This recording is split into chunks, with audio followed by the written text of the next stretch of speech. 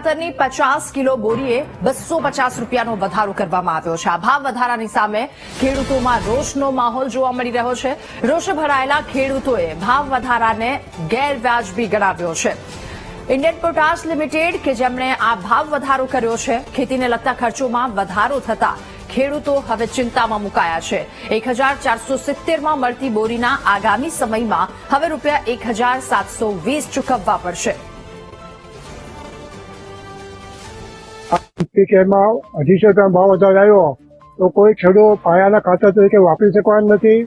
ઉત્પાદન ઘટશે અને જે આપણા દેશને અનાજ પૂરું પાડતું હતો એ અનાજ બાદ આ જ કરવું પડે અને એને લીધે અનાજના ભાવ વધે તો ગરીબ ખેડૂતો કે ગરીબ પ્રજા ખાઈ પાકવાની નથી।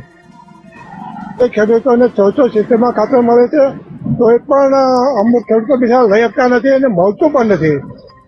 અને જો આમના ભાવ વધારો મળીએ તો એક દિવસ ખેડૂતોને આપઘાત કરવાનો વારો આવીએ। સરકારશ્રીનો જે ખાતરની સબસિડી ઘટાડવાનો ઈરાદો છે ને એના ઈરાદાથી જે અત્યારે જે ભાવ વધારો એક થેલી દીઠ 250 રૂપિયા આવ્યો છે તો એનાથી સરેરાશ જોઈએ તો આર્થિક રીતે તો ખેડૂતોનું બહુ મોટું નુકસાન હશે કે જયારે કોઈ પણ ભાવ વધારો આવે એનાથી ખેડૂતોના કોઈ ટેકાના ભાવ કે એવા કોઈ મોટા વધતા નથી। એટલે કે સરકારશ્રીએ આ ભાવ વધારો શક્ય હોય ત્યાં સુધી મુલતવી રાખવો જોઈએ અને ખેડૂતોને પ્રાકૃતિક ખેતી તરફ વળે ને આ ખેતી બાજુથી આમ ધીરે ધીરે વાળવા જોઈએ, ત્યારે ભાવ વધારો મોકૂફ રાખવો જોઈએ।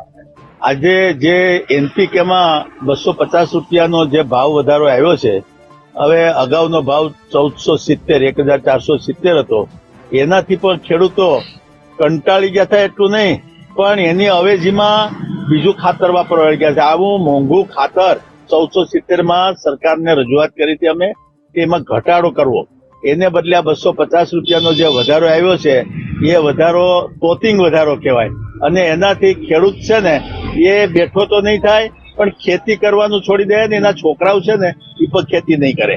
ડીએપી ની બજાર છે એ હવે વધવા લાગી છે અને પૂરતો સ્ટોક ખેડૂતોને મળતો નથી અને સાથે સાથે ભાવ વધારો પણ વધારે છે। તો 250 રૂપિયા જેવો જંગી જે વધારો છે તો એ ખેડૂત માટે અસહ્ય કહેવાય કે 250 રૂપિયા કરવા એટલે બહુ અઘરા થાય।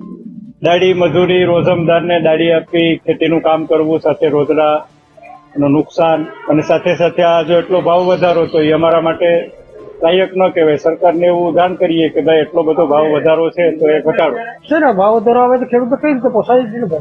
બધી ખાતામાં એવું થાય કઈ રીતે પોષણ કરવું, ખેતી કેમ કરવી, બહુ મોટી મુસીબત છે।